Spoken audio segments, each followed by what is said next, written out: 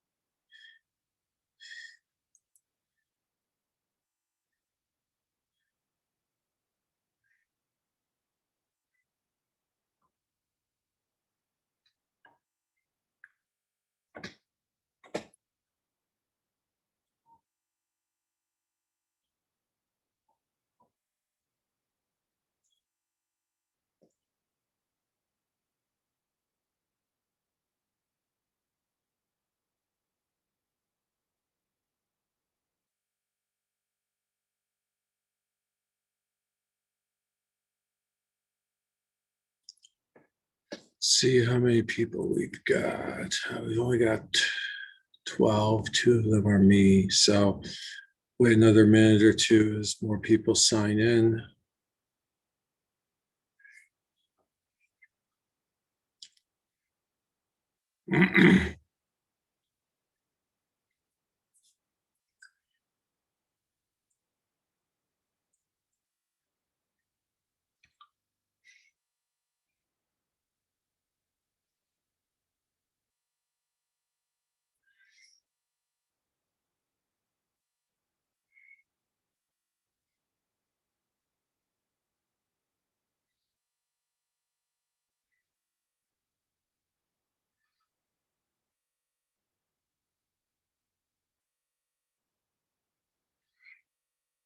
Okay, so let's review. What did we learn at the end of last class about concave lenses? What does a concave lens do if a bunch of rays hit it traveling parallel to the optic axis?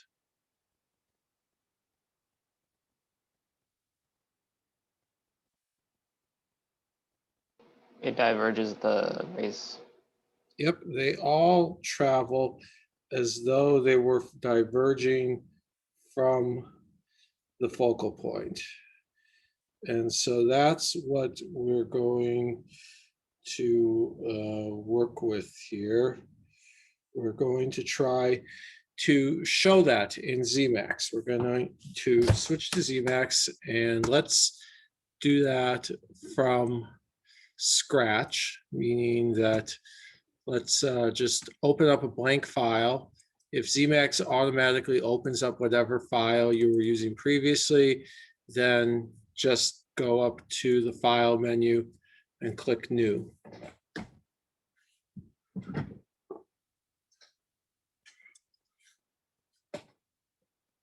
So pause for a moment while people get that open.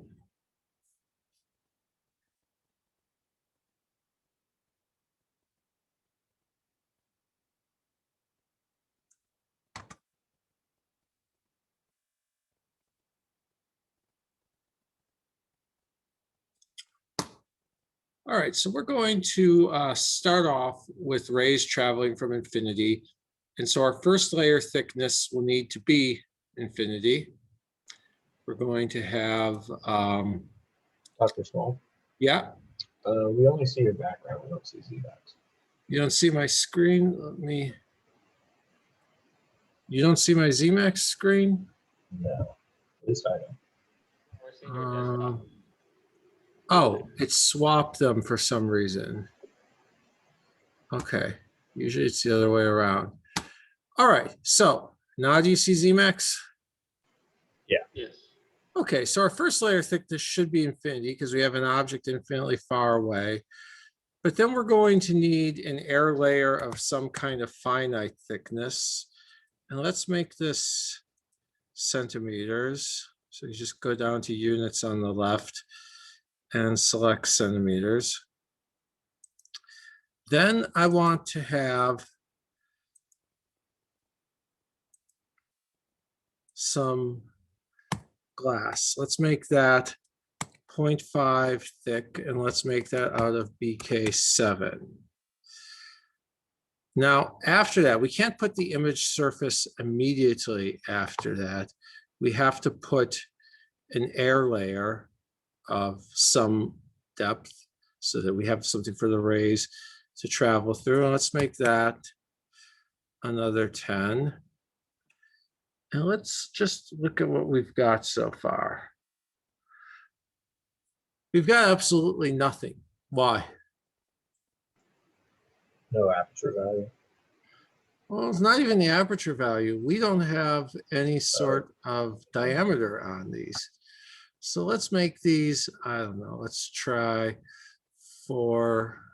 let's make this glass surface have a diameter of 4, and we'll make the clear semi-diameter 4. And now we've got a glass plate. Why is it not curved? The radius of curvature? Yeah, so let's make the radius of curvature. Now, if I want this to be a concave lens, bulging inward, should the curvature of the right side be positive, or the radius of curvature of the right side be positive or negative? Positive. Yep. So let's just try that and see what we, oops, I just by force of habit typed in a negative number, but you're right, it should be positive. Okay, now we still only see a ray on the axis. Why is that? We don't see anything off axis.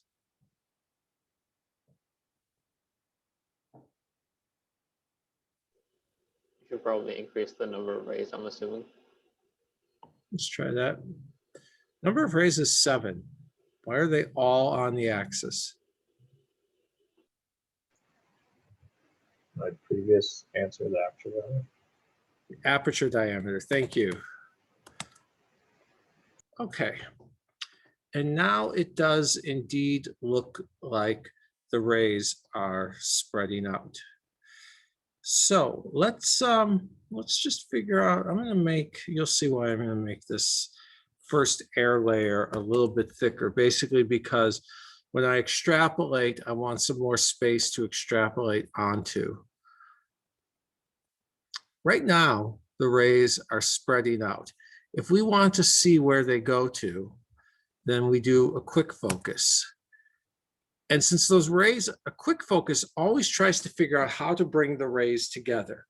If the rays are already coming together, it's just going to make that last layer a little bit farther, right? If they're already coming together, but they're not quite there yet, it just makes the layer a little bit thicker. If they've already come together and now they're spreading out, it's going to reduce the thickness of the layer. But if they're spreading out, it'll keep reducing the thickness of the layer, and that might mean making the layer thickness negative, which it's prepared to do. And that's what's done here. It said that they are spreading out as though they came from a point that's, well, let's just look in here. That's negative 38.497. So 38.497 centimeters back. It looks like they're coming from this far back. Any questions so far?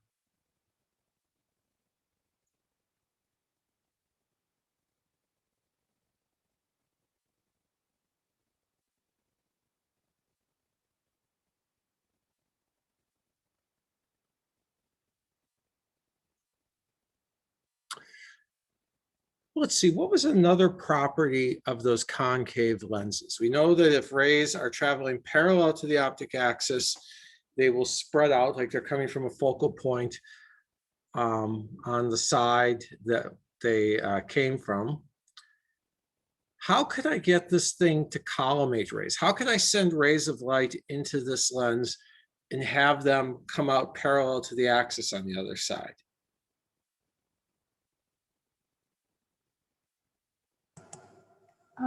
If the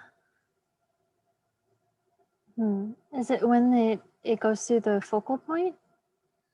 Except they can't come from a focal point on this side. Oh wait, actually, sorry.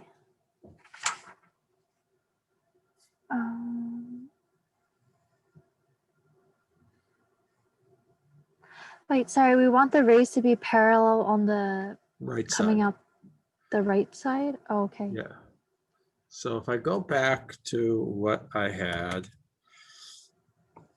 I want to send in the rays in such a way that they spread out.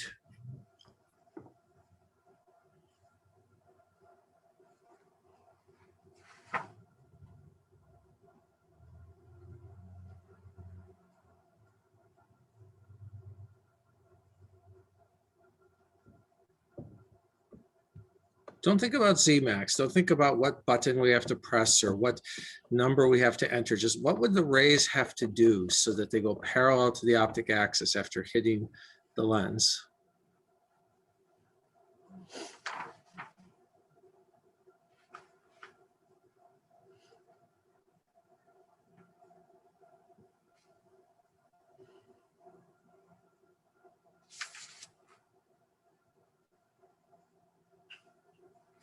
Everything with a concave lens is kind of like the reverse of what happens with a convex lens. Instead of coming from the focal point, they should be going to the focal point. Now you're probably thinking, well, how on earth do we aim rays at the focal point? This is how we do it. We get rid of, we change this to minus 39. Oh, sorry, you meant, or I think, so what we're doing is we want to make it look like the virtual, you're placing it so that it looks like the rays are coming from the focal point. So that's like where our virtual image would be, right? Yep. So we Okay. aim the Yeah. rays at the focal point. So we aim the rays at the focal point, which means that we have to aim them as though they are coming from a point on this side. Okay, so we want to make it look like they're coming from 39, like they're aimed at 39 to the right.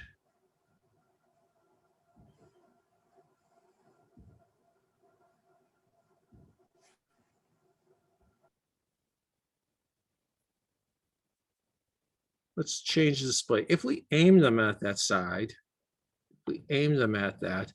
then they come out of the lens pretty much parallel to each other. So we must have found the focal point pretty accurately. We just flipped it around. Somebody must have a question.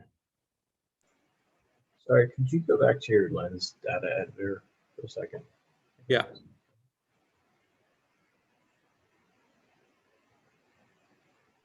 I have a question. Sure. So is the object at negative 39 millimeters, meaning is it on the right side of the lens? There's not actually an object, there's a virtual object there. Okay, so it's just, Yeah. oh, so it's a virtual. Yeah, there's a virtual object. The rays of light are behaving as though they came from a point 39 away. So they're basically going backward. We're just extrapolating them as though they got to that point. They came from that point. Now, I think what we could do is we could insert another surface. We'll put a surface of thickness 5.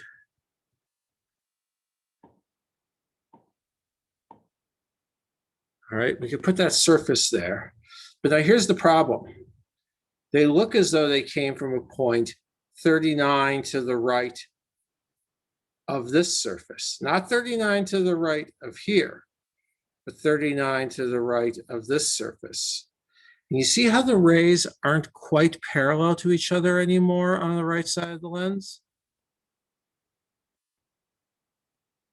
So let's make that minus 44. Let's make it so that we've got rays that are coming 44, they look like they've been aimed at a point 44 to the right.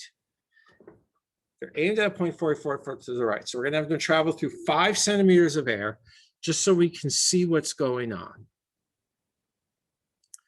And then we're going to have them hit a glass surface. So that's a virtual object. There must be more questions.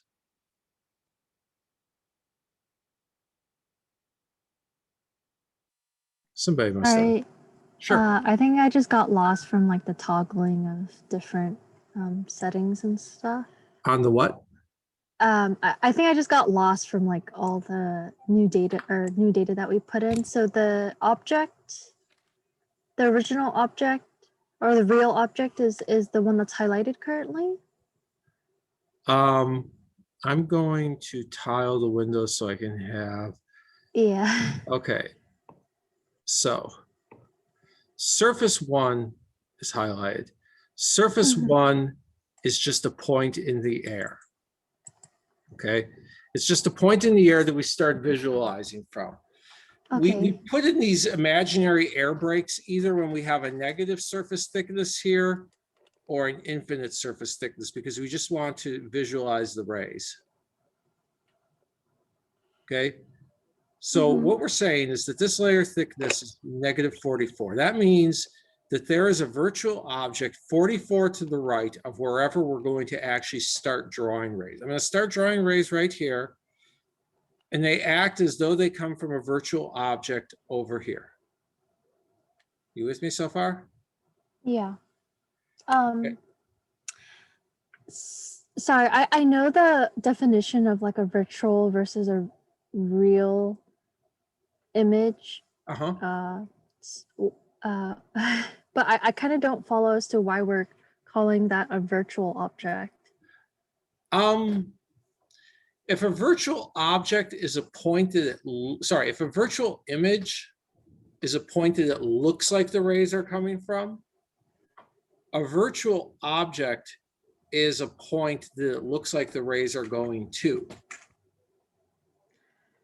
You know, virtual image isn't there. Okay, you look through a magnifying glass, you see a virtual image. It's not an actual physical, tangible thing out in space, but Yeah. all the rays are behaving as though they came from that point. That's a virtual image. Well, a Mhm. virtual object is the opposite of that. It's a point in space that all the rays have been aimed at. Oh, okay. I've been interchanging that then. Thank you for the clarification. No problem. A real image is a point that all the rays are aimed at. And a virtual object is, because think about real and virtual as the opposite of each other, image and object as the opposite of each other.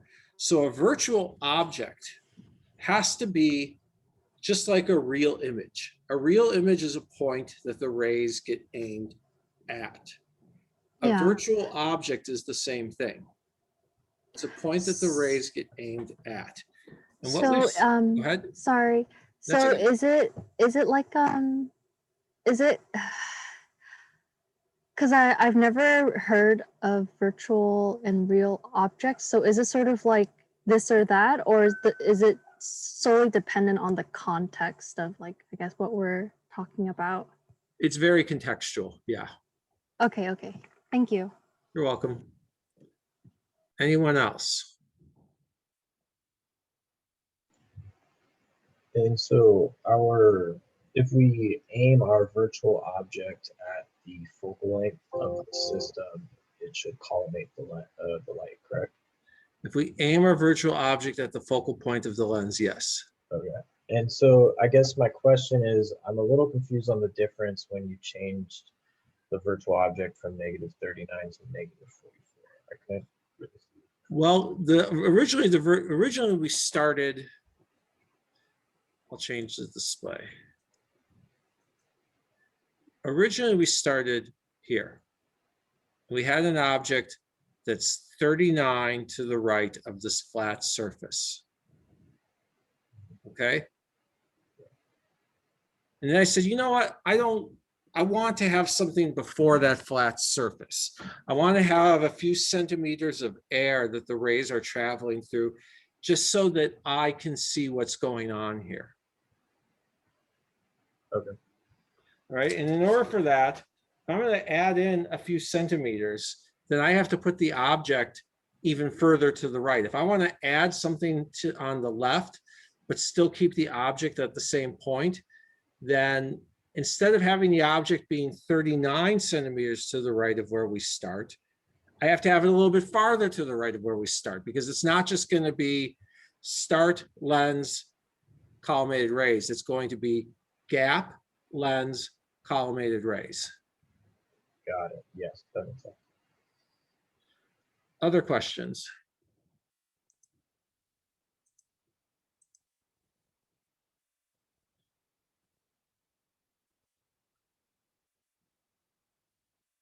Okay, let's again make this thickness infinity. And we see that the rays spread out like that. I want to do another thing. So far, we have been playing with one wavelength, 0.55 microns, the middle of the visible spectrum. I'm going to add a second wavelength. Let's do 0.42. And you're not seeing it yet. You're not seeing anything different on here, because I've only told it to show wavelength 1. Now I'm going to tell it to show all of the wavelengths. And what you should notice is that those rays just got, on the right, slightly thicker, ever so slightly thicker. In order to visualize better, let's color the rays by wavelength, okay? Color them means that instead of just displaying them in somewhat arbitrary choices, it displays the 420 nanometer or 0.42 micron as blue, because 0.42 micron light is blue.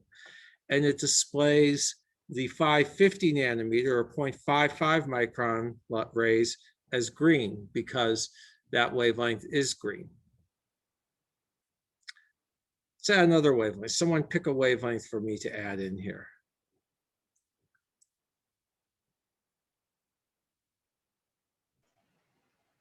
Someone shout out a wavelength. 650 micrometers. Okay.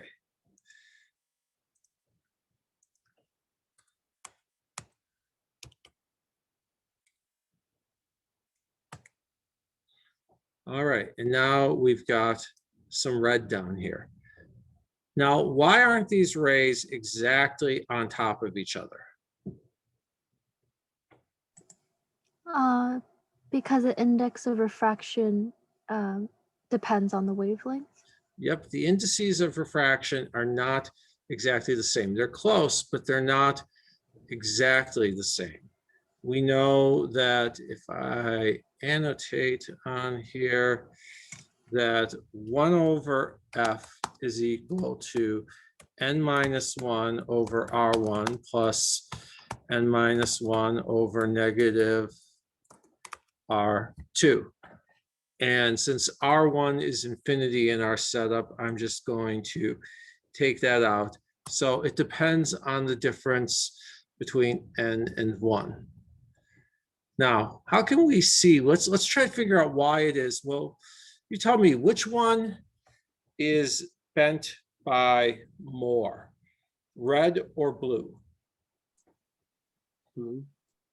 Yeah, blue is bent by more. So the focal length of the blue light must be a little bit different. Let me turn off my annotate. Okay, the focal length must be a little bit different. Let's zoom back out and then let's focus this.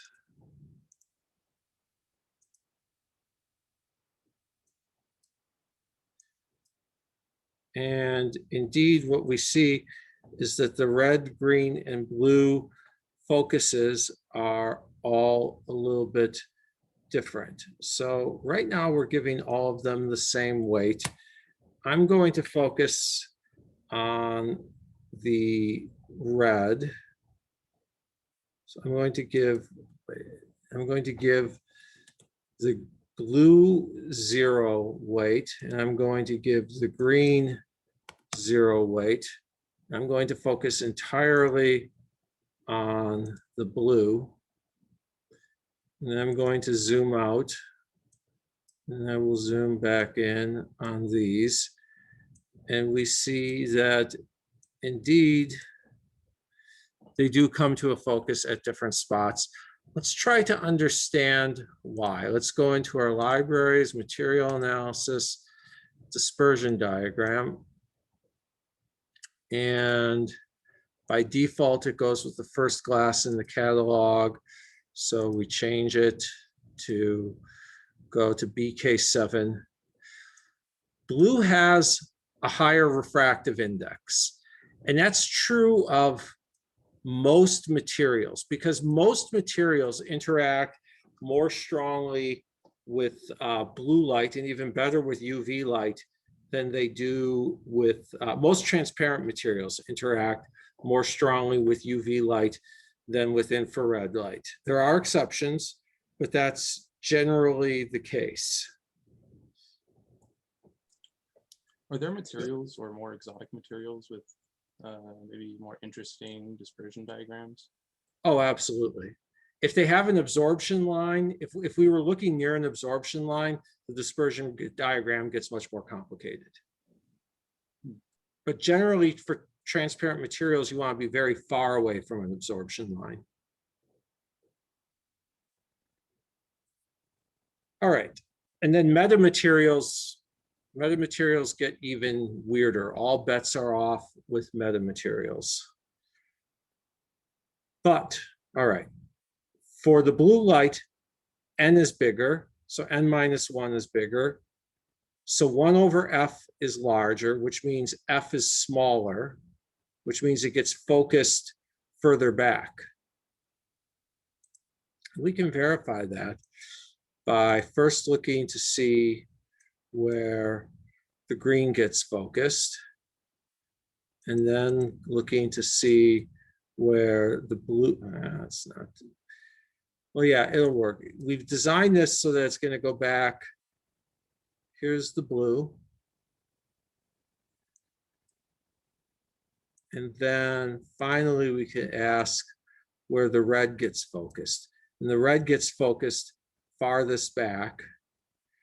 And the blue gets focused closest in. You can see that it gets focused there and then starts to diverge. And the green is somewhere in the middle.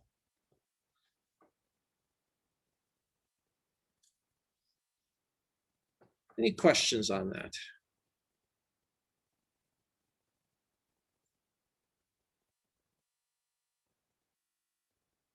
I went over that because one of the things on the project that you just turned in was to ask you whether any of your results might be different if you used a different kind of glass. And I wanted to see if you would get that. Well, this is why, because the refractive index is different for different wavelengths. And I don't know of any way to make a material that has a perfectly flat refractive index. You can make a material with a pretty flat refractive index that changes very little. It might be tricky. It might only work for a short range, but there are people who can do that. There are always weird tricks that you can do to get something. And then you could ask, well, how cheap is it? How good is it for other things? But even if you get a fairly flat refractive index for some range of wavelengths, then you have to ask the question, will it be as flat as I would like it to be? And sometimes what people will do is they'll use two things that they know don't have flat responses, and they'll design it so that these different responses cancel out, basically. And we'll say a little more about that in a few weeks. Okay, so I hinted last time that these concave lenses have a very practical use. Can anyone recall what that practical use is? Glasses. Yep. And we are going to talk about why that is. In short, what is this lens doing to an object that's really, really far away?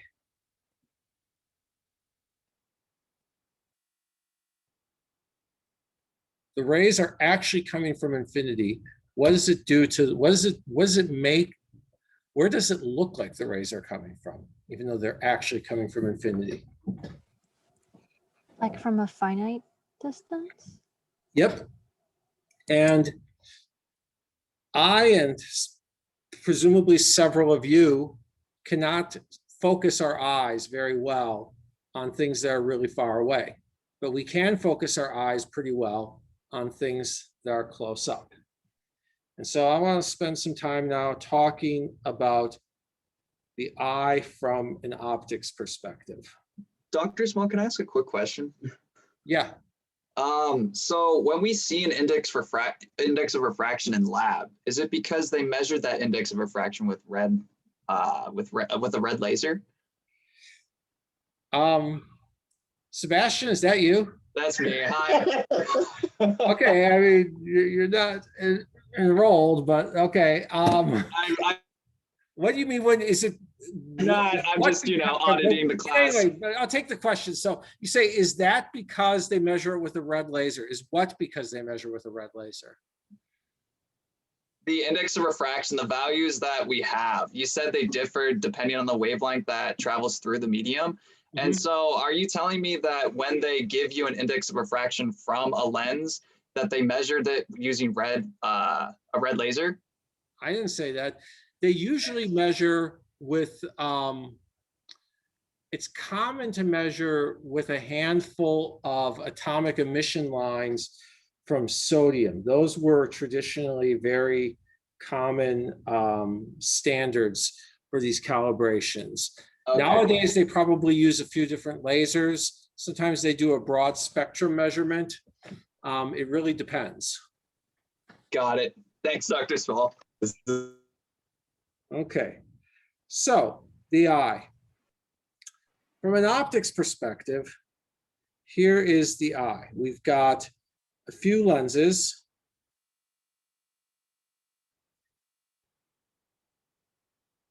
So, eyelashes. The outer lens is called the cornea. All right. That's where the light comes in.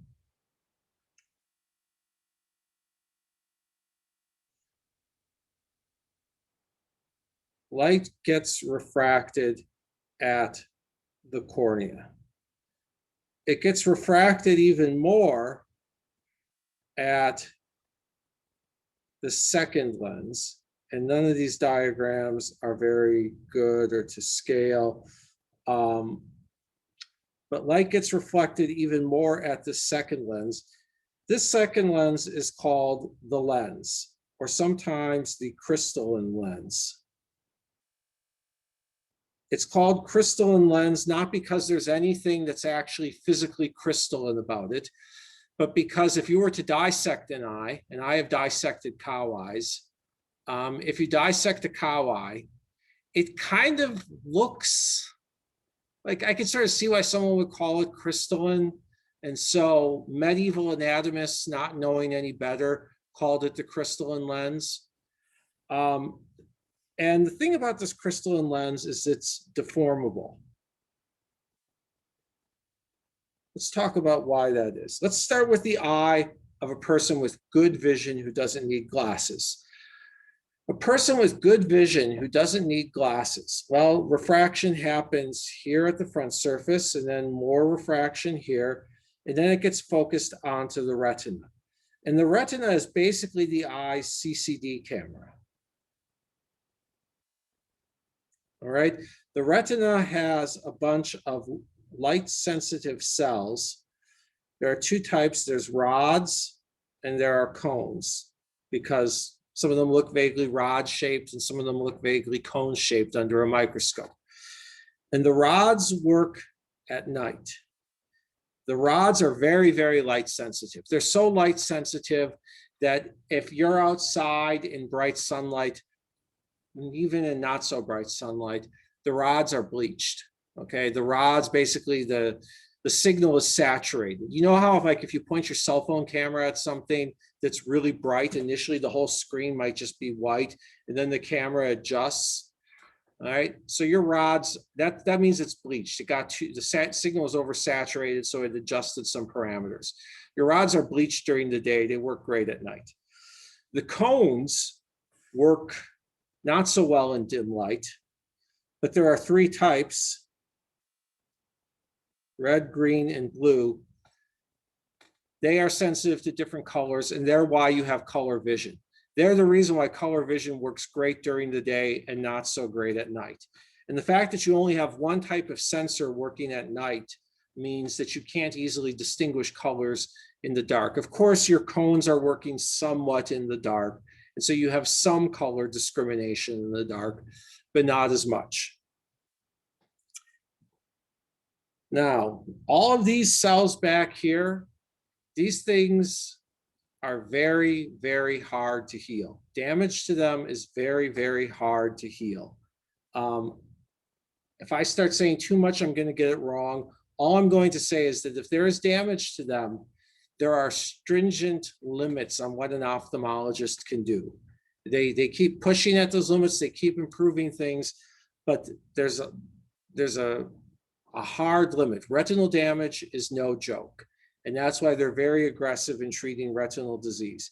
And all of these things, by the way, connect to the optic nerve, which is basically the USB camera the USB cable coming out of this camera. All right. I mean, the eye really is like a camera. You've got some lenses, you've got an electronic detector, and that is an electronic device. It is something that takes photons and converts them into electrical signals. And then you have a USB cable, a nerve with very high bandwidth that can process video frames and send them to the computer that's called the brain.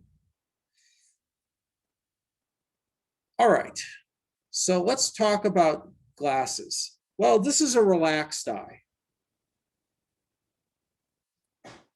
You've got an object at infinity, and it forms an image on the back of the retina.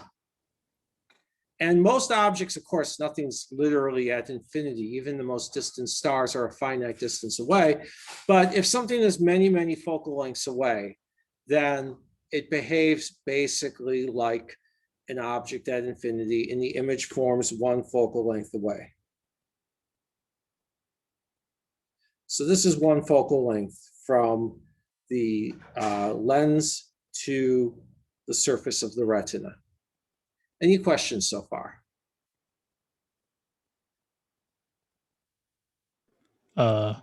So the back of our eyeball is a focal length? The back of our eyeball is about one focal length away from the lens. Neat. You happen to know that distance? What? You happen to know that distance? I don't have it memorized. I'm not an eye surgeon and I don't design things for the eye, but just think about the eyeball. It's got to be, a couple centimeters, give or take. All right. Now, if we bring an object closer to a lens, Forget about eyes, forget its biology, forget that you know that this lens is made out of squishy biological stuff and the biology is complicated. You bring something closer to a lens. What happens to the image?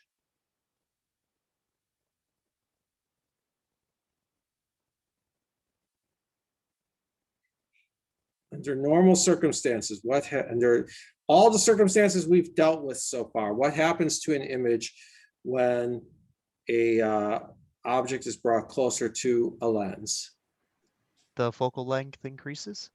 Oh, the focal length of the lens changes? The image distance increases, right? The image distance decreases. Focal length versus image distance, very big difference there, okay? So here we've got our image of a far object. Well, that's a problem. Sorry, of a near object. Near object. So near objects are forming their images behind the retina if we don't do anything about it. So the image forms here and it's smeared out and it would be blurry. That would be terrible if you couldn't see what's right in front of your eyes. If you were incapable of seeing obvious things in front of your eyes, we'd have to promote you to administration, okay? So there are two things that we could do to try to bring this image into focus. What we normally do is we're working with glass lenses normally. Glass lenses, you normally can't change their focal length. Okay, now there are things that people are doing nowadays with certain kinds of electrically deformable materials, but under normal circumstances, you can't change the focal length. So you would have to move the detector back. Thing is that moving the eye, deforming the eye like that would be difficult, okay? You might say, well, it could be done, but there would be drawbacks to it. You'd be bumping up against the skull, okay? It's embedded in the skull. I'm sure that somewhere out there, there's an animal that does that. I say that because from what I know of biology, for any weird thing you can think of, somewhere out there, there is an animal that does it. If nowhere else, there's an animal that does it in Australia because they have weird wildlife there, okay? But humans and most of the animals that I know about, they don't lengthen the eyeball. They don't squish the eyeball to make it longer. Instead, what they do is they make the focal length shorter, okay? They deform the lens. Oops, I'm going to go like this. Well, no, I didn't want that here. I'm going to go like this. They deform the lens, okay? They squish on the lens with muscles. And these muscles squeeze the lens. When they squeeze the lens, they change the radius of curvature. They make it bulge out more.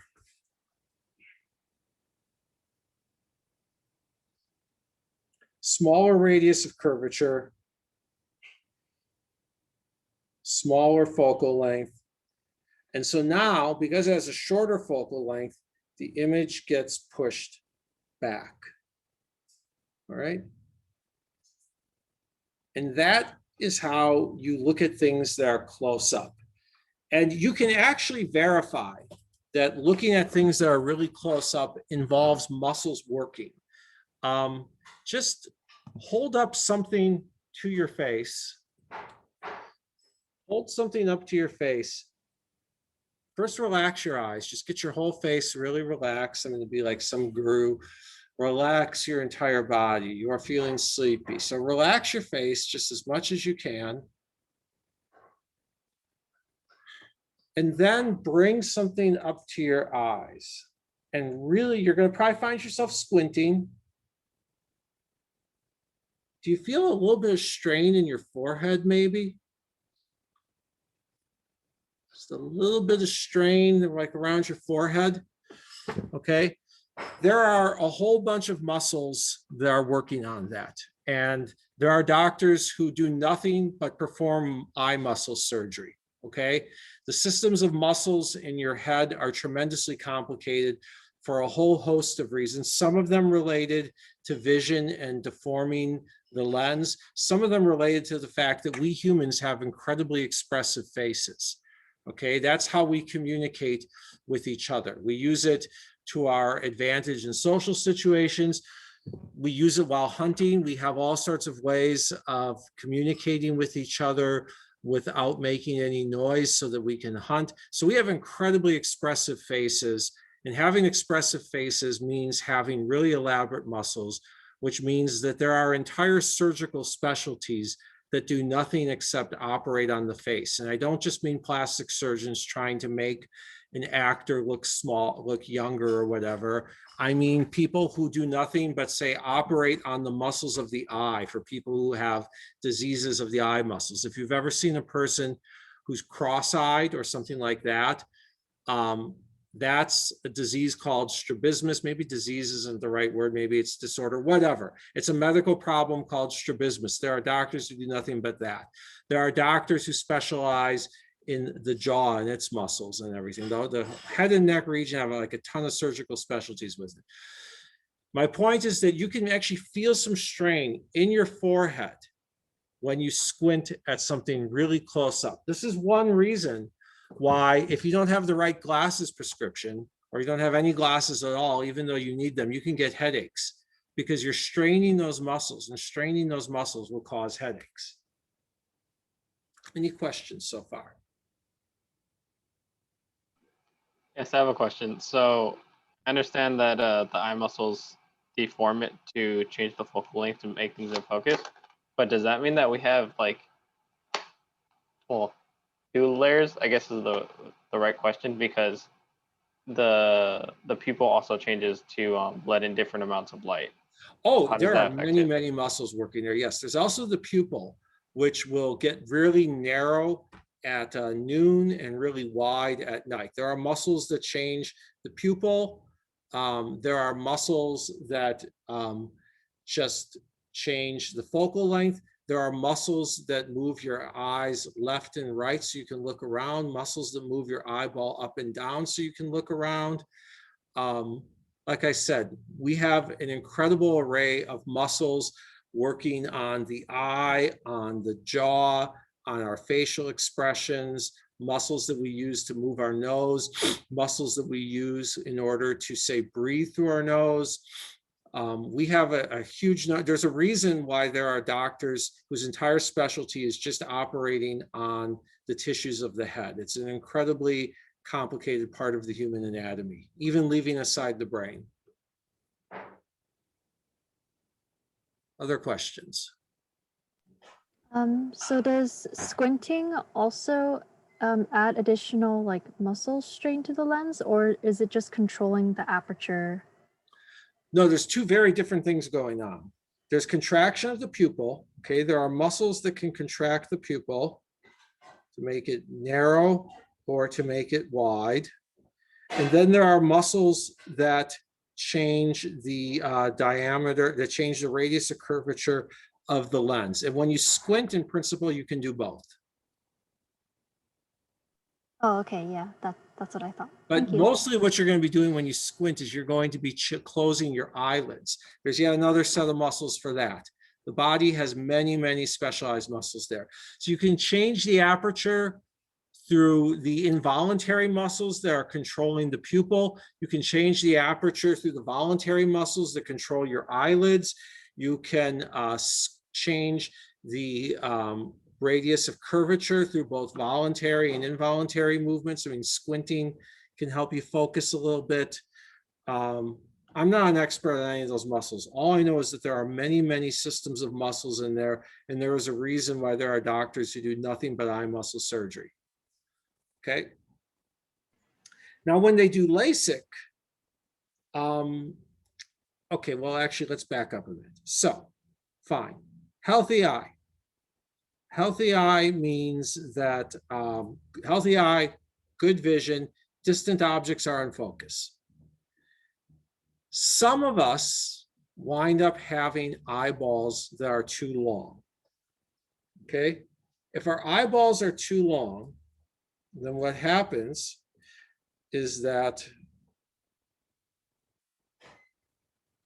I can do a better diagram than that. If our eyeballs are too long, our retina is too far back. So, distant object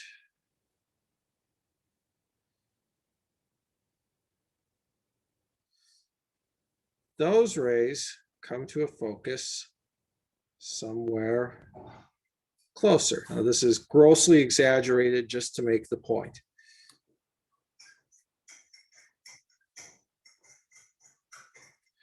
Distant object, image forms here. We have a nice, sharp focus, a beautifully focused image. It's a good image. If you have healthy eyes, if you're nearsighted, but you have healthy eyes, they're probably forming a beautifully focused image.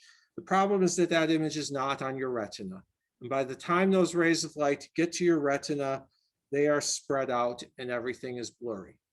And that's the problem that I have, and that's the problem that many of you probably have. Okay? But we can see close-up objects just fine. And the reason why we can see close-up objects is because, well, they form their images further back. They're forming their images on the retina. So close-up objects, not a problem.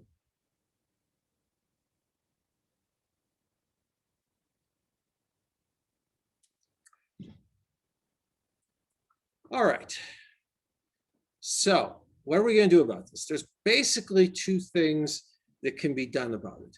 One is, since you can't really change the dimensions of your eyeball yet, I mean, who knows? The things that people can do nowadays, who knows for sure? Since you can't change the eyeball's dimensions yet, one thing you could do is you could change the focal lengths of these lenses. And that's what LASIK surgery is. LASIK surgery is surgery on the cornea, all right? They change something about the shape of the cornea. They reshape the cornea to change the focal length so that a distant object will form its image all the way back on the retina, right? That's all the LASIK surgery is from an optics perspective. From an optics perspective, LASIK surgery is changing the shape of a lens, not the lens. You know, for historical reasons, we call this the lens, but the cornea is, of course, a lens. You're changing the shape of a lens and changing its focal length, okay? Well, that's expensive and it involves surgical tools going into your tissue, and there are always risks to that. I want to say one other thing about the cornea before we get to how glasses work. The cornea is the single most pain-sensitive surface in the human body. I'm not saying that cornea pain is necessarily the worst pain a human being can experience. I mean, you know, I've never been shot. I've never suffered a horrible car accident or something. But I will tell you that I've talked to people who gave birth and had cornea pain, and they say the cornea pain is worse. All right. And the reason to see why cornea pain is worse, think about having an eyelash in your eye. You get an eyelash on there and you notice that. I'm not saying it's the worst thing in the world. It's not. But you notice that, right? Even something as tiny and harmless and soft as an eyelash, you feel that. Okay. Now imagine that instead of having an eyelash on, there's something soft and harmless. You have an actual injury to the cornea. An actual injury to the cornea is the most painful thing that I have ever experienced. And I've talked to other people who have been through worse things than me, and they say it's the worst thing they've ever experienced. Because the absolute last thing you want is damage to the cornea, right? From a survival standpoint, it's just the absolute worst thing. And so the second anything starts going wrong with the cornea, that's your body's way of saying, close the eyes and get out of there right now. Doctors often talk about the gift of pain. You think, well, pain isn't a gift. Pain is a terrible thing, except that there are people who suffer nerve damage and can no longer experience pain in certain parts of their body. And if they can't experience pain in certain parts of their body, then they are very likely to injure themselves and not even know it. And because they don't even know it, they won't take immediate precautions. They won't clean the wound. They won't try to press on it to stop the bleeding or anything. And very, very bad things happen to them. Pain is a gift. And the fact that we have pain in our cornea, the fact that we have more pain in the cornea than probably any other part of the body is an adaptation to protect our vision. Here's how I got pain on my cornea. I got a bizarre infection, and that bizarre infection resulted in an extra little bump on the cornea, which means I have a second lens system going on here, or I guess a third lens system. There is a section of my cornea that has an extra lens. It's not a very good lens. I'm not saying it's a well-focused lens, but it's a lens. And if I look very carefully, I can actually notice a double image. And it's been too long since I tried to do the calculation, but I actually figured out where it was by thinking, okay, so we've got this extra image, it's offset here. But of course, a lens flips everything around, you know, above axis objects form below an image below the axis, but then the brain flips things around. So I actually did the calculation once and ran it by my ophthalmologist, and he said, yeah, that checks out. Anyway, any questions about the eye and how it works before I finally get away from the trivia and get to glasses?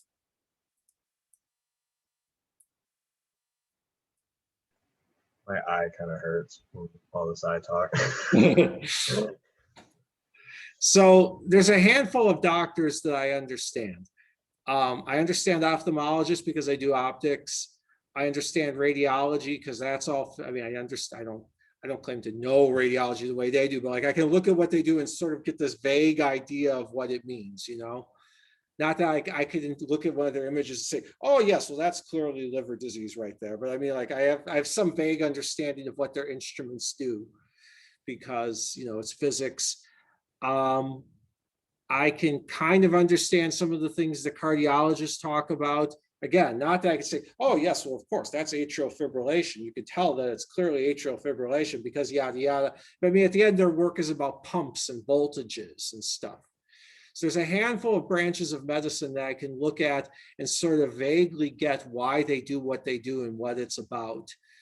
And ophthalmology is one of them. And when I was in grad school getting my PhD, mostly doing optics, I wound up having that terrible eye problem that gave me the extra bump on my cornea.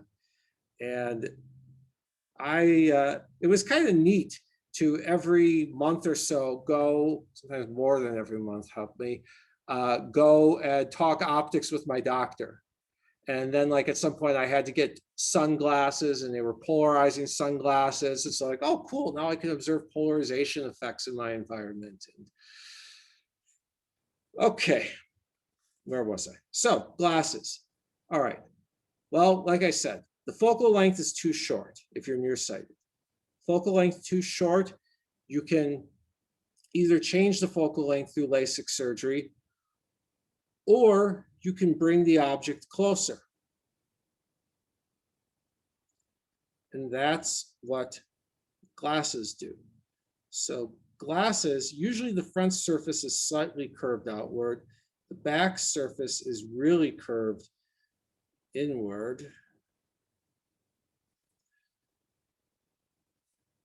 And the result is that even though the rays are actually coming from far back, the lens makes it look like they're coming from up close.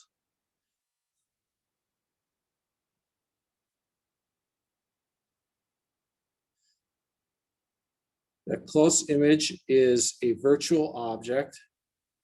It's really a close, no, it's a close virtual image. It acts like an object to the eye, and it can form a focused image on the retina. That is the entire purpose of glasses. Any question?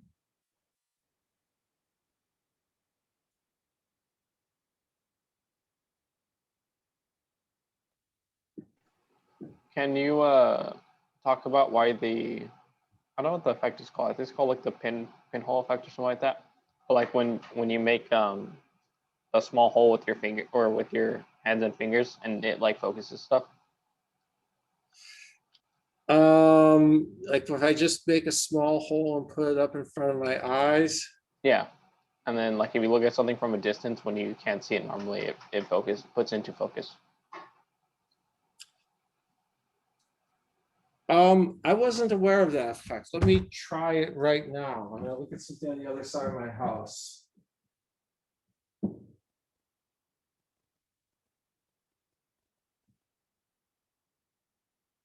I mean, what I'm aware of is that for any lens, you can limit just how blurred out things get by narrowing the aperture. Squinting works for another reasons besides muscles. All right. For any lens at all, if I just narrow it, let's say that our image is way out of focus. All right, so here's my object. I'm going to make several rays. All right, and my image is forming right here.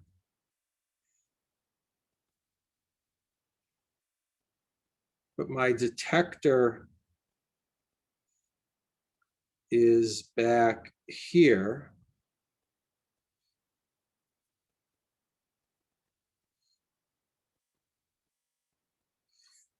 All right, well, we've got a problem here. Our image is clearly out of focus on the detector. But if I narrow the aperture, so I cut off some of these rays,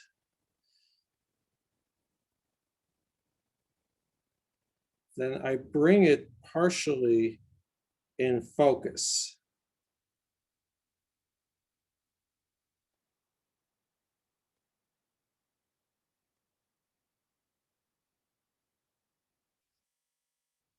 So I think that may be part of what's going on here, that I make the image this size instead of that size. So that's going to be part of squinting or pinholes or anything else. Narrowing an aperture always reduces the effects of being out of focus.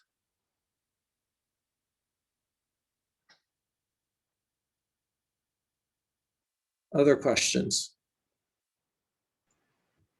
I was just kind of thinking when you're describing the focal length of the eye and how to change it based off radius of curvature. I was thinking about if you're able, I mean, obviously you're not, but if there's any examples in nature or in industry of changing focal length based on refractive index. As far as, I mean, I was just thinking it would be a cool evolution adaptation to have a different fluid go in my eye to change the focal length depending on the refractive index.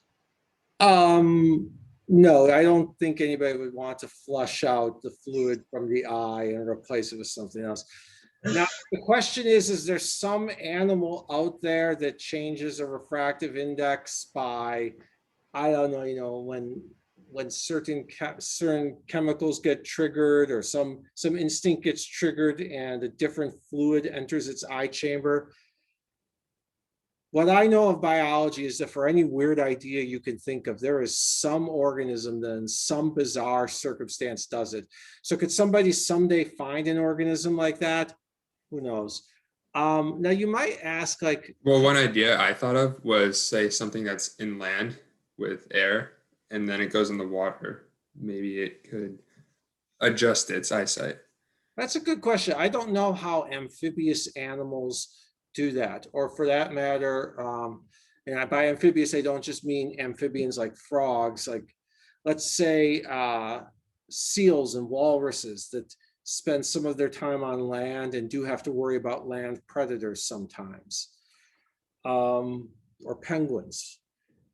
I don't know what the answer is. I don't know if they simply just live with bad focus in one setting and good focus in the other.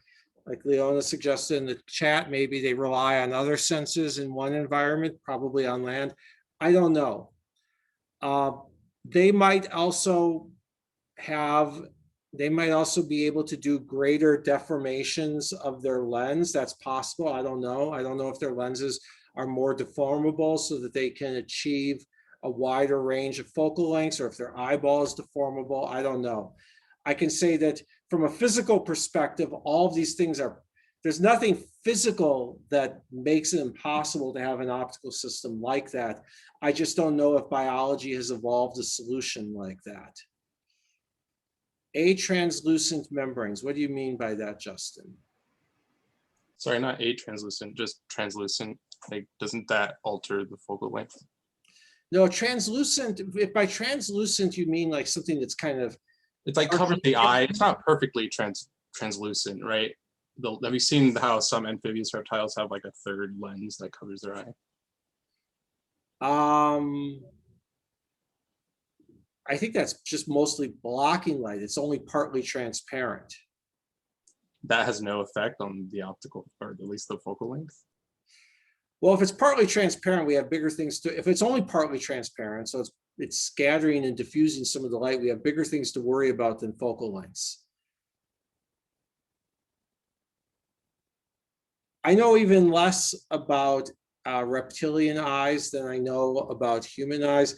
I want to point out two other optics things about the human eye. The first is that, well, they both involve aging of the eye. So when you age, two things happen to the lens. Just about everyone, their lens becomes stiffer. And so when the lens becomes stiff, I'm not 100% sure whether it's that the lens becomes stiffer or the muscles become worse. I thought I heard it was that the lens gets stiffer, but now I realize I should caveat that. I did not double check. Anyway, they can no longer change their focal length as easily. I'm sure it's got to be that the lens gets stiffer, but I'm not 100% sure on that. Because they can no longer change the focal length of the lenses easily, when they look at a nearby object, they cannot do this deformation here. This deformation we talked about, they can't do that. So their lens winds up looking more like this. You know, it's sort of in between.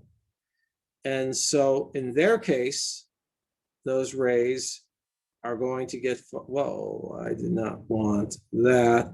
The rays are going to get focused back there. So it's not as bad, you know, the image is forming back there, but there's definitely some loss, okay? And that happens to just about everyone with aging, okay? Even I could start to feel the effects of it, but because I'm nearsighted, the effects aren't as strong yet. And for that, you have to put, well, we need to somehow get a shorter focal length. And the way they get that shorter focal length is by wearing glasses that are convex. They're bulging outward. They form the kind of images we're used to. And in a few minutes, we'll talk about that. They just put convex lenses there and then they can see. So that's why as people age, they get reading glasses, or if you're really nearsighted and then you also get farsighted, then you have to get bifocals. Dr. Small, I had a question. So do invertebrates have a similar eye setup to us, or would it be different? Invertebrates have evolved many, many different eye architectures. Some insects, basically, each retinal cell, or each thing equivalent to what we have as a retinal cell, gets its own lens. Like insect eyes, where they've got, you know, all those different lenses. They got like those eye surfaces that look like, you know, you see a whole bunch of segments on the eye surface. Each of those is basically a lens aimed in a different direction, going directly to a photoreceptor. That's insects. I don't know as much about octopus eyes, but in general, vision has evolved many, many times in the invertebrates, and in many, many different ways, whereas vertebrate eyes are much more similar to each other. There's a type of shrimp that has, you know how we have 3 photoreceptors, well, 4 if you count the rods, but 3 types of cones for color, red, green, and blue. There's a shrimp that has more than a dozen different photoreceptors. Birds have 4 photoreceptors. Most mammals have 2. We have 3. Many primates have 3, us included. I think a few primates have 2. Most mammals have 2. Birds have 4. There's a rumor that some humans have 4 photoreceptors. And so in principle, they could see a wider range of colors. But the problem is that even if they have a 4th photoreceptor, if it gets wired together with the other photoreceptors, if you've got 4 inputs going into 3 wires, you're going to basically have to combine 2 of those inputs. So they probably get limited utility from their 4th photoreceptor. But that's an area of ongoing controversy and research.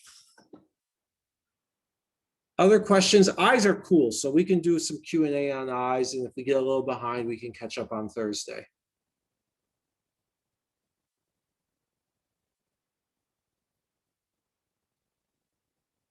Sorry, I have to ask now. There's so many questions. So these, if you have like 12 photoreceptors, do they still lie within the visible spectrum, or are they out of the spectrum?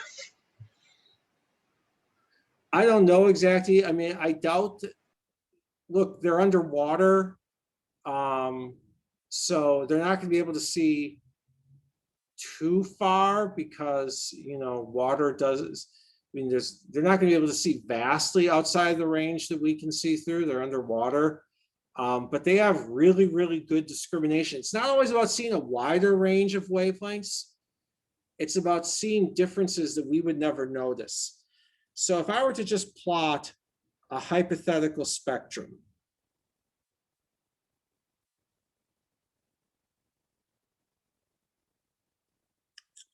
All right, so like here's the spectrum of some light source. Okay, going from 400 nanometers to 700 nanometers. And that's a rough range of human vision. You know, 399 nanometers, you're still going to pick up some kind of signal. Going to be fainter than 400, and 398, yeah, something. And out past 700, my understanding is that some individuals might see ever so slightly farther out past 700 than others, but this is all a rough thing. Okay, so what's happening is that basically you're measuring how much of the signal overlaps with the blue channel, and I'm oversimplifying it, how much overlaps with the green channel, and how much of it overlaps with the red channel. Okay, that's the basic idea of it. In fact, it's more like this. It's more like, and then the green is going here, and then the red pretty much overlaps the green by a significant amount. But you're basically seeing how much does the input overlap each of those 3 channels. Okay, well, these shrimp can see how much the input overlaps 14 channels. So they can make very fine distinctions between different food sources and predators. And how well they use that, I don't know. Apparently they can even see polarization. They can detect the polarization of light, which presumably, because polarization shows up a lot in reflection, they can distinguish certain kinds of shiny surfaces. I mean, these shrimp are amazing. They would do really well in optics if they had a larger brain. Okay, so how do these photoreceptors work then? Since like I'm used to only working with things like with like the absorption spectrum of certain elements or molecules or whatever. But if we're detecting all these different wavelengths, how does that really work? What do you mean by that? Because these photoreceptors take in some input from a wavelength and they transmit it that as an electronic signal to our brain, and we see it that way. But Yep. how does the molecule actually or the photoreceptors actually kind of intake that information? So the photoreceptor, there's 3 of these, and they each have a different absorption spectrum. Each of them respond to a different range of colors. It's just like paint, each kind of paint absorbs some colors and reflects the rest. Okay, so we've got 3 different, they actually call them visual pigments. Okay, because instead of caring about which color they reflect like you do with paints or dyes, you care about which colors they absorb and convert to an electrical signal. So there's a certain range of wavelengths that one pigment can convert to electrical signals. And basically what happens is that when it absorbs light, I'm going to get all the details wrong if I go too deep, but when it absorbs light, the molecule changes shape. And as soon as it changes shape, another molecule detaches from it. And as soon as that molecule detaches from it, a nerve responds, okay? That enables a nerve to respond, or it enables the production, something else happens which releases an electrical signal, which causes a nerve to respond. And so it just sends a signal down a wire. Does that answer you more or less? Yeah, kind of. I think my main question, or my main like kind of crux of the question was, why is it like a continuous spectrum when typically absorption stuff or is discrete? Because atomic absorption lines are usually discrete. Molecular absorption lines are not. Molecular absorption lines are quite broad. And now I'm going to recommend a book called Photon to Neuron by Nelson. If you really want to learn how vision works, From Photon to Neuron by Philip Nelson, a physicist at, I think, UPenn. At least that's where he was at. Okay, they're saying usually ships within 1 to 2 months. There's got to be a better seller somewhere. But Philip Nelson's book, From Photon to Neuron, is the place to look. And if you want to know why it is that molecular absorption spectra are broad rather than narrow, that's a whole other thing to deal with some other time. Another cool thing about the eye. All right, so I said that when you get old, you can't adjust the focal length as easily. Well, for some people, they get cataracts, which means that the lens, not only can they not adjust its focal length as easily, but the lens gets cloudy. And you know what they do if the lens gets cloudy? It sucks to have the lens get cloudy, but nowadays with modern medicine, the surgery you get, assuming it works, and it usually does, they pop out that lens, they replace it with a brand new lens made of the latest cutting edge materials. It's transparent, it's very flexible, it can be sized for your eye, it has a shape that's as good as this lens, it's designed by top teams of optical engineers. It's frankly better eyesight than you've had for decades before. So you take a 60-year-old whose eyesight has been deteriorating, and they give them the best vision they've had since they were a teenager. All right. The things that they can do with popping out an old lens and replacing it with a new one that works better than anything else, it's absolutely amazing. And there are a lot of optical engineers who work at the companies that make these lenses. I mean, yes, they hire doctors, yes, they hire biologists, and yes, they hire material scientists, but there's also a ton of optical engineering into designing those lenses to have the right shape. It's really fascinating stuff that they're able to do. Another thing that they're able to do, and this is in the very early stages, I went to a talk by this company several years ago. I think they're called gosh, it's been so long, I'm already forgetting, Second Sight. And I know what they were doing as of 7 years ago. You know how I said that if these retinal cells are damaged, there are very few things that an eye doctor can do for you? Well, some people have lost so much that the only thing that they can do is wire in an electronic camera. And these things are still in their early stages. These cameras, it's not like it's not like a sci-fi movie where they pop some electronic device in that looks like an eye. I mean, this is a camera that they have to wear around their neck on a harness or wear on something like, in front of their head. But they're getting to the point where they can soon be able to, they're able to wire up a camera to the neurons, okay? They're able to wire up a camera to the optic nerve.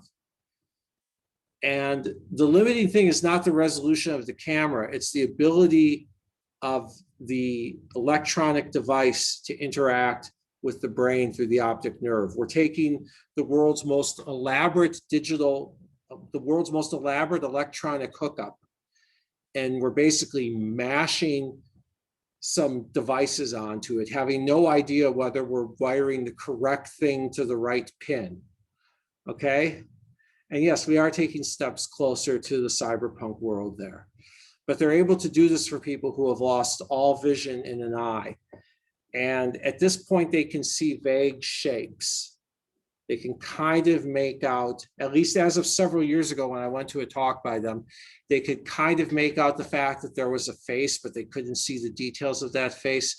I don't know where they're at nowadays, but I mean, we can make high resolution cameras. We can make them small. That's not hard. The hard part for now is wiring the device into the optic nerve and having it communicate correctly. And I have no idea where they're at on this nowadays. Is it possible to transplant eyes?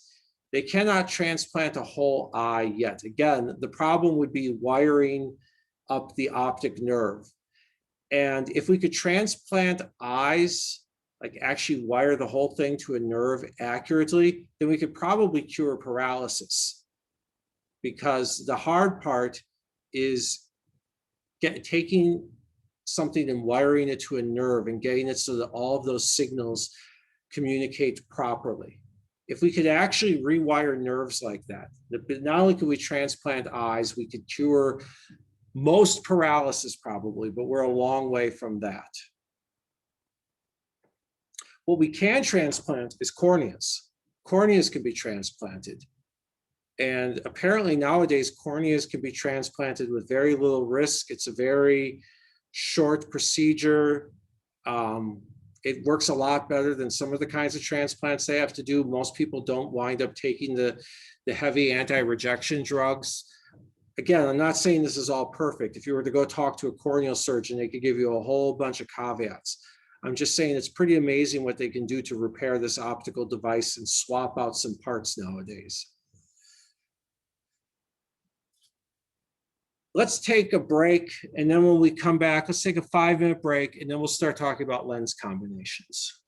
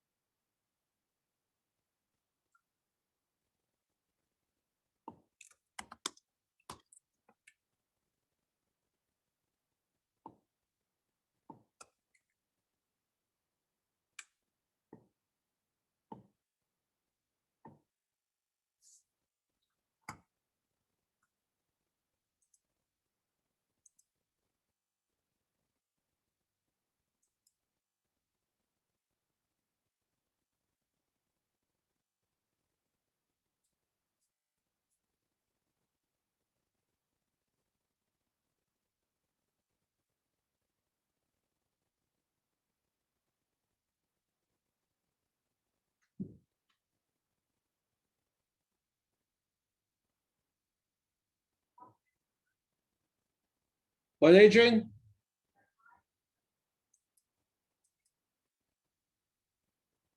Um,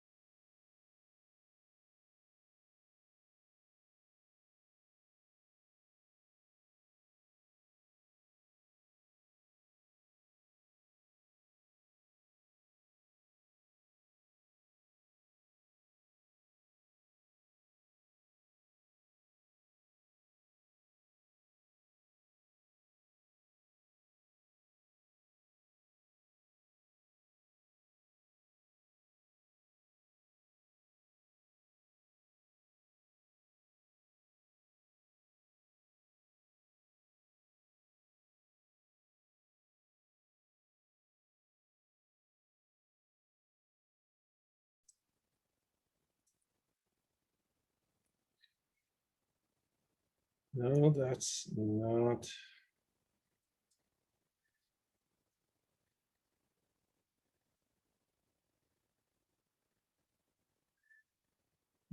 Okay.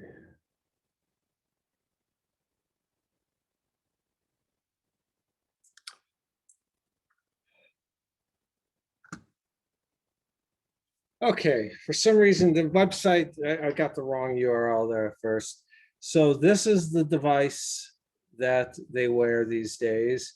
This is what Second Sight is currently doing. I saw a presentation by them about 7 years ago. And, you know, all of this is still at a very early stage. And of course, we're looking at the company website right now. So none of this is going to necessarily work as well as they claim, but it works a lot, or they're going to be showing you the best case scenarios. But it's still amazing that they can do anything even close to this.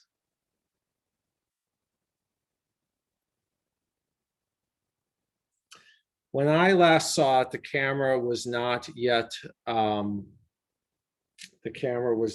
mounted on the glasses. Not because making a small camera is difficult. We've all got these, and we had these 7 years ago, but because some of the other electronics were large.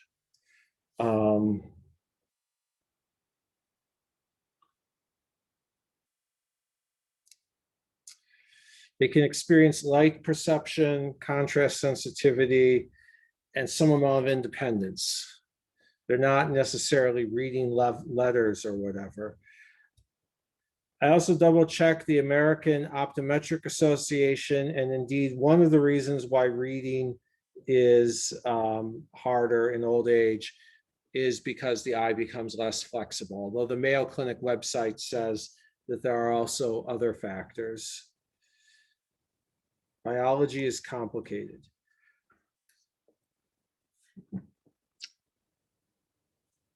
One more piece of trivia about the eye. We've all read Lord of the Flies, right? In Lord of the Flies, they use Piggy's eyeglasses to start fires. Okay?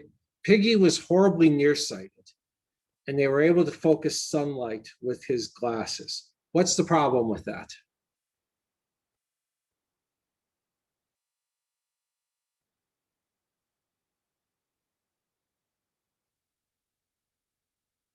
What's the They problem? would they would diverge the light. Yeah, if we shine sunlight through these, they are not going, that sunlight is not going to focus to a small spot and start a fire. Piggy's glasses would be completely useless for starting a fire on an island. If you find yourself stranded on an island and you need to start a fire so you can survive, you want to steal the reading glasses from an old person. You want to take that old person's reading glasses. I know that sounds cruel, but that's the only way that you're going to be able to light a fire and survive. The good news is once you've got a fire, then you can give the glasses back to them. Okay. Lens combos.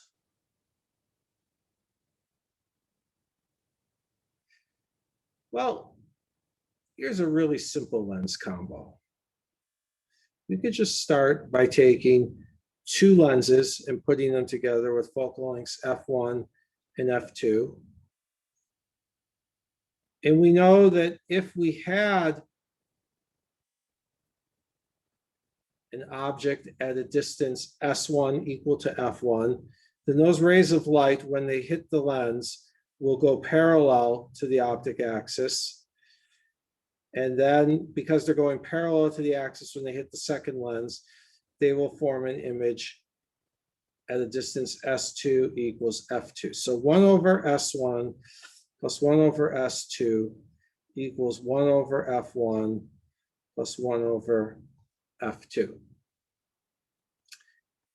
Now it turns out that we could also use this to figure that this is true not just if we happen to have s1 equals f1, but in general. And the reason is this. Set up my diagram. I got my optic axis. I'm going to put two lenses here.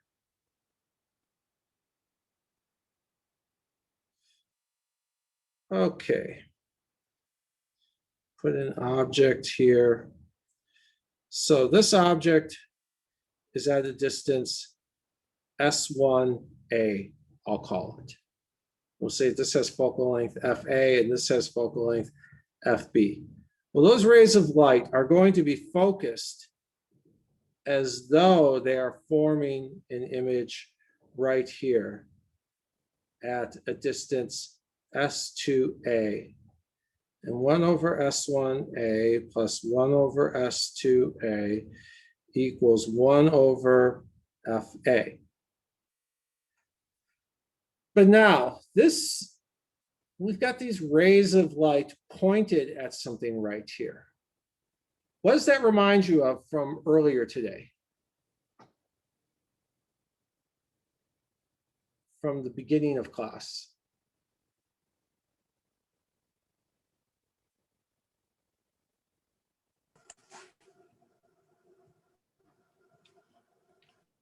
Leona, looks like you have an answer. I missed part of your question. What does this remind you of from the beginning of class? You've got all these rays of light which are aimed at a point right here. Now, of course, they're actually gonna hit this lens and then things are gonna change, but they're aimed at a point over here. So what does that look like from the beginning of the class? The concave lens?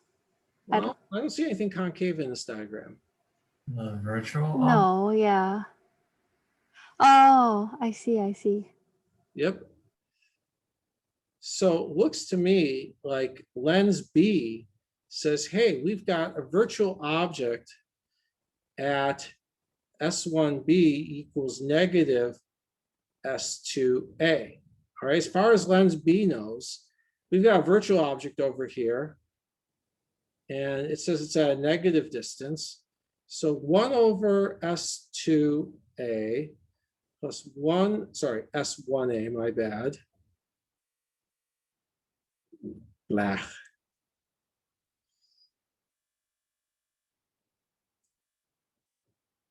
So 1 over S1B plus 1 over S2B equals 1 over FB. But 1 over S1B is negative 1 over S2A.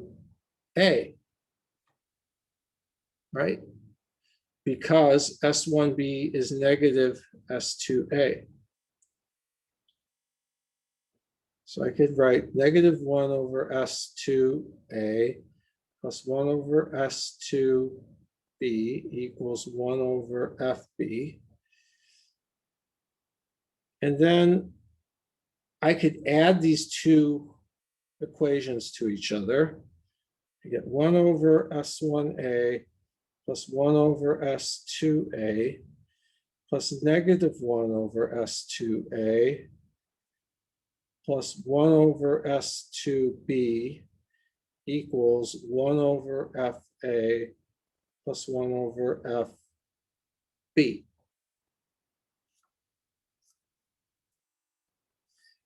And what do you know? These two things cancel out. They tweet something terrible and get canceled. And so we're left with 1 over S1A plus 1 over S2B equals 1 over FA plus 1 over FB. So these two lenses, because they're right up against each other, are acting like one lens.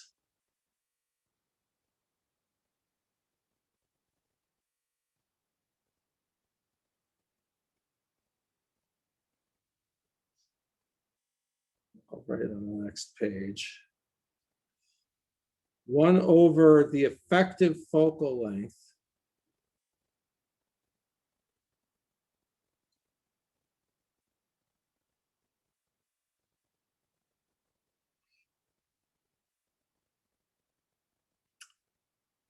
Any questions?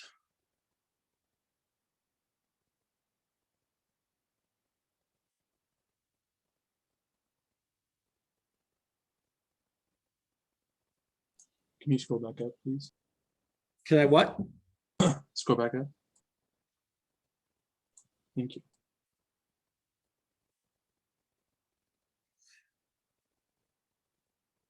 Any particular questions on what's above that?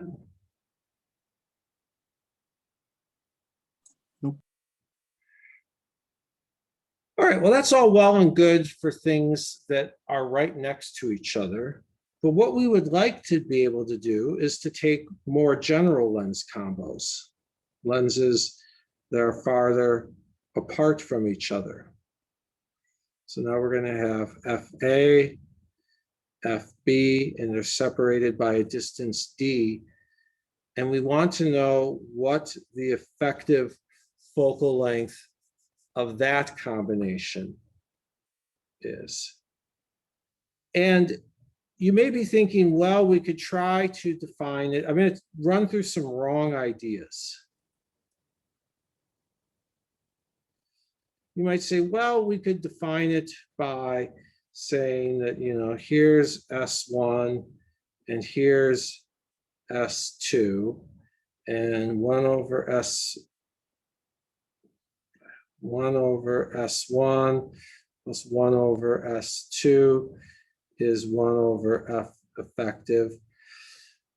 And we're going to learn in about a month that we can do something kind of like this, except that we don't measure S1 and S2 from the lens surfaces. We measure from some other hypothetical surfaces that we'll get to.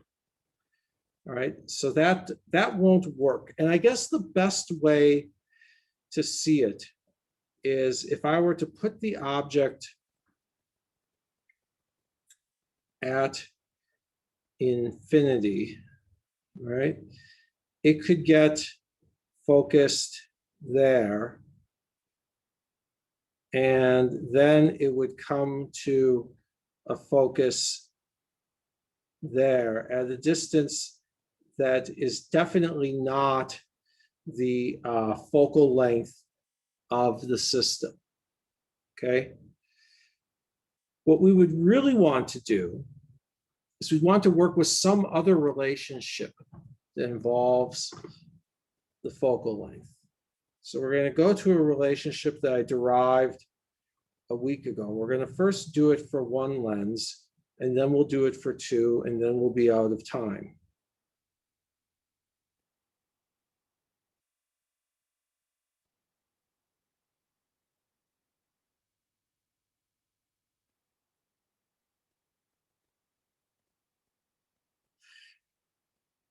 And that relationship was if they come in, say that we have to put the focal point right there.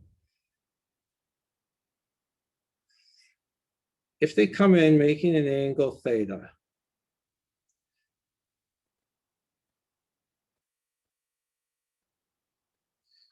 all right, if we just have one lens and we send in a whole bunch of rays parallel to the optic axis, they all come to a focus at this height, y equals f tan theta. Does that look familiar, hopefully? So now what we're going to ask is, what if we had a system of two lenses? I'm going to go through my notes, make sure I'm not missing anything. Okay.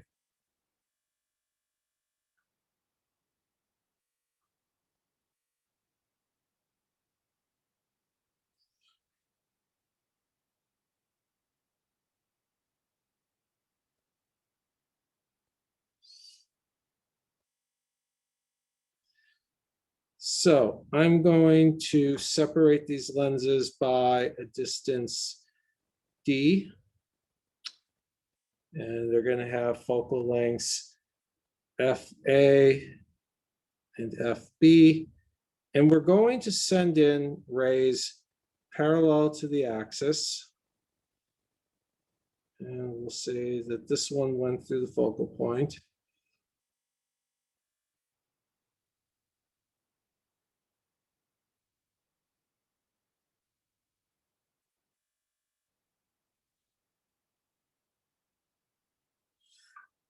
All right, and so what we've got is, if this was the focal point,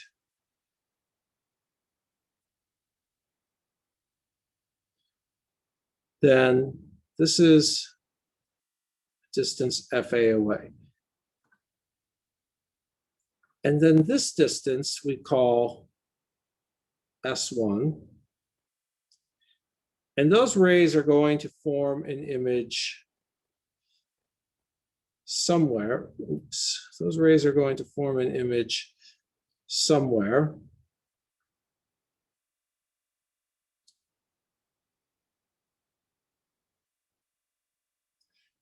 One of them is going to go right through the center of the lens and just keep on going.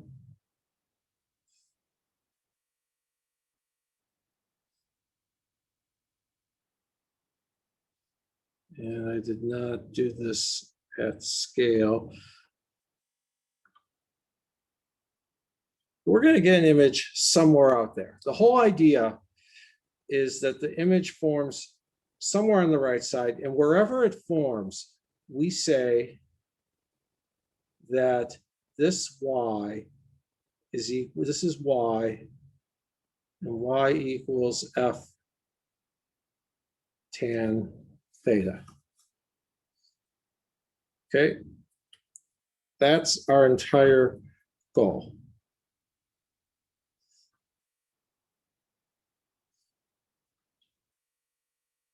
Now, in order to figure out what this y is, we would also have to know this y. So I'm going to call this y1. I'm going to call this y2. I'm going to call this S2. What we know is that y2 over y1 equals S2 over S1.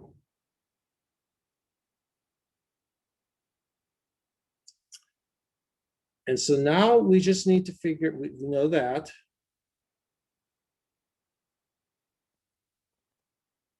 And so y2 is S2 over S1, y1. And what we know about the relationship between y1 and the angle that it came in at. Forget anything about the second lens right now. We've just got this first lens here. It takes in a bunch of rays that we're making an angle theta. What do we know about the y1 there?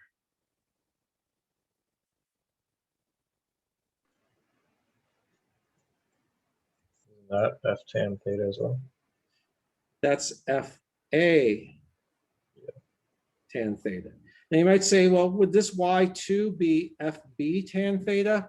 No, for two reasons. One, this point here, this object here, isn't infinitely far away from lens B. If it's not infinitely far away from lens B, then the relationship Y2 equals FB tan theta doesn't hold.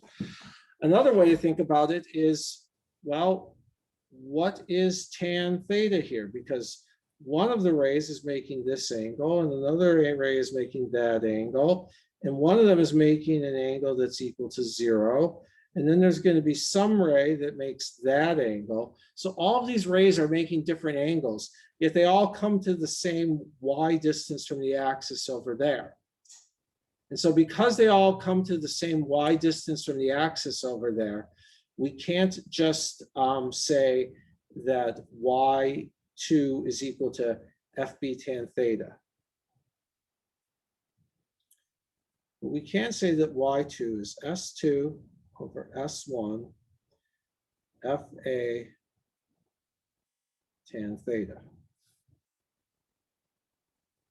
Okay, well, let's see here.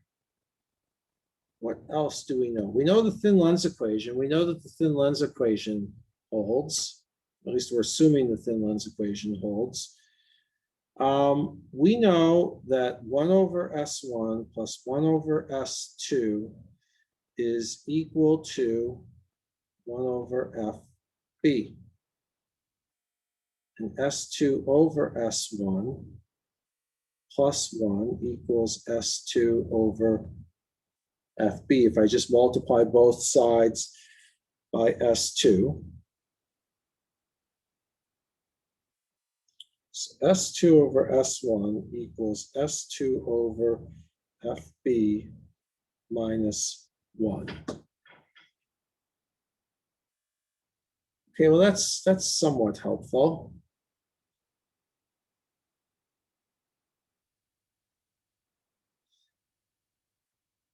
S2 over S, well, let's see here. Another fact, just going from the thin lens equation, if we solve for the thin lens equation, we get that S2 is S1F over S1 minus F. This is just a fact that we derived last week and used with the thin lens equation. So S2 over S1 is F over S1 minus F. Ignore that one. We don't wind up needing that one. So I can rewrite this. This should be FB.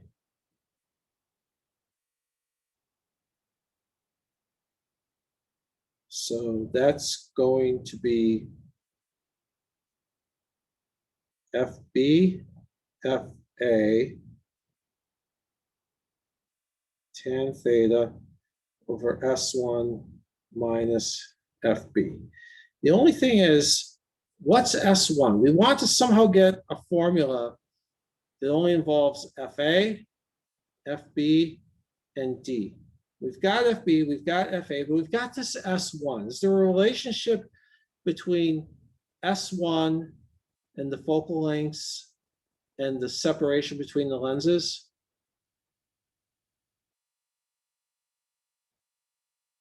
Looking at the diagram.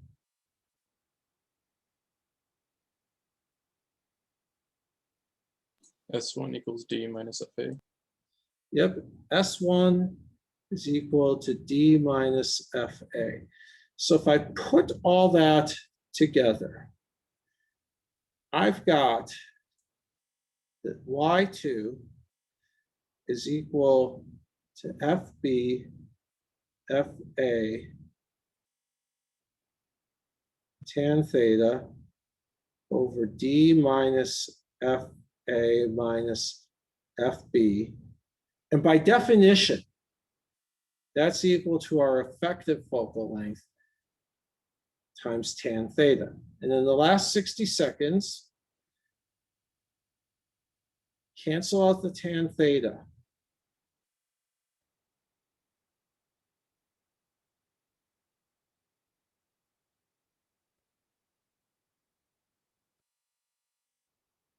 Well, that looks confusing. That doesn't look terribly elegant. It doesn't look nice like our previous result, which was that 1 over the effective focal length was this.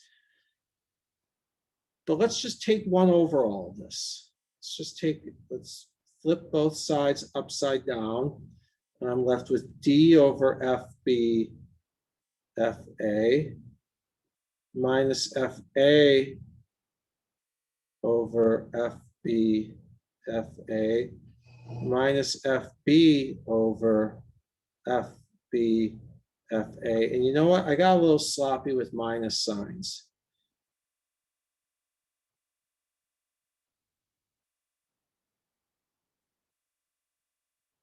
This was upside down. I'm left with 1 over the effective focal length is, those cancel. 1 over FA plus 1 over FB minus D over FA FB. All right, we're out of time. On Thursday, we're going to go over testing this in Zemax. We'll do some other stuff with objects and images at infinity in Zemax. And then we will go to the subject of measuring the amount of light collection. For next Tuesday's project, you already know how to work with objects at infinity in Zemax. So you could start on next week's project right now and do the first part with objects at infinity. On Thursday, I'll explain how to work with images at infinity. Have a good day.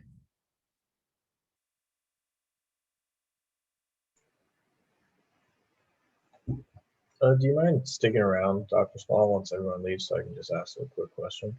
Sure. And I will turn off the